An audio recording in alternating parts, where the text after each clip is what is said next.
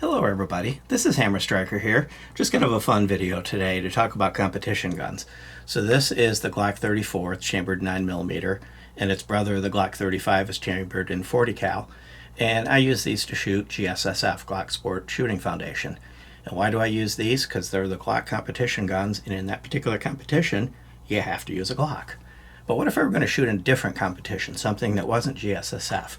Would I use the Glock? Probably not. There's a lot of better competition guns out there. I mean, this is the best that Glock offers as a Glock for its competition guns, but there's a lot of better ones out there.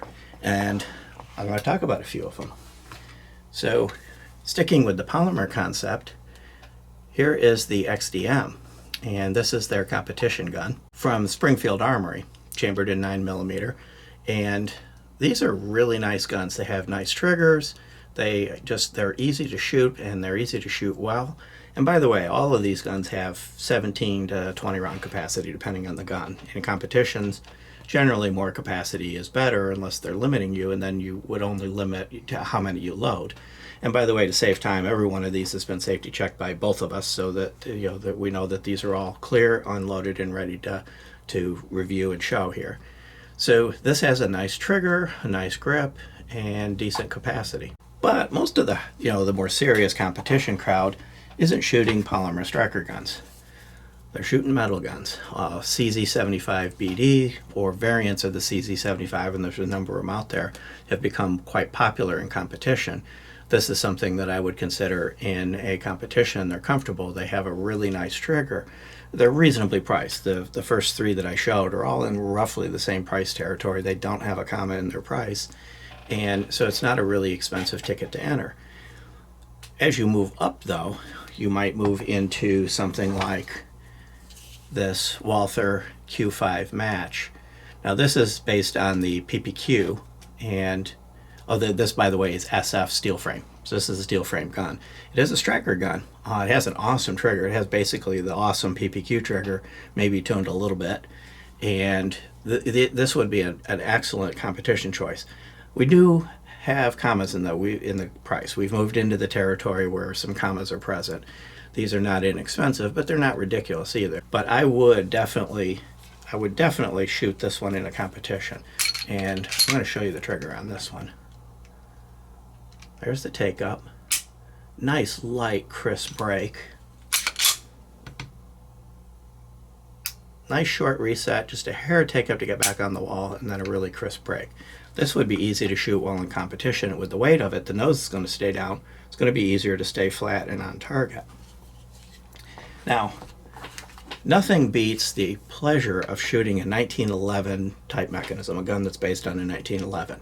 Problem with 1911s is even in the 9mm, they tend to have limited capacity. Well, this is the Springfield Armory Prodigy. It's a double stack 1911. You've probably heard these called 2011s, but they're double stack. So you're into that 17 plus round capacity. The triggers on these are awesome. In fact, I'll actually show you the trigger on this. Hair take up, light, short, crisp break. And of course it would cycle. There's the reset. And again, a nice, short, crisp break. 1911s are a lot of fun, and things based on that mechanism, which this is, are excellent competition guns. But if budget permits, and happily it did, the CZ TS2 Orange, that is the peak of CZ's current offering. This is, I would say, the ultimate competition gun. It's got a number of features. Number one, it shoots very, very flat. It's heavy. It's got a longer barrel and slide, so that it keeps the nose down. Has a gas pedal, which you put your thumb against and can use to push the gun down and keep it in position. The grips are aggressive, but they don't tear you up. But the trigger on this is just unbelievable. So I've cycled it, and of course it's clear. While looking for the take up, I broke the trigger. By broke, I fired it. That's the take up, the entire take up. And that's the entire break. And if I reset it, that's the entire reset and then the break again. This trigger is awesome. and it is a metal gun, it is a hammer gun, you're going to tend to find that in general, when you get into the really, really, really good triggers, you're into a hammer gun. This would be the choice I would take to a competition if I could take something like this to the competition, if there wasn't a limiting factor that kind of limited me to something else. If I couldn't take this, I'd probably take this. It's just such a pleasure to shoot and so easy to shoot well. So a little bit of gun eye candy for the for a video, and hopefully it was interesting. Beyond that, if you like our videos, please give us a thumbs up, share, subscribe, click that bell to be notified if you do. Look in the description for the link to the full reviews and everything I happen to have here on the table.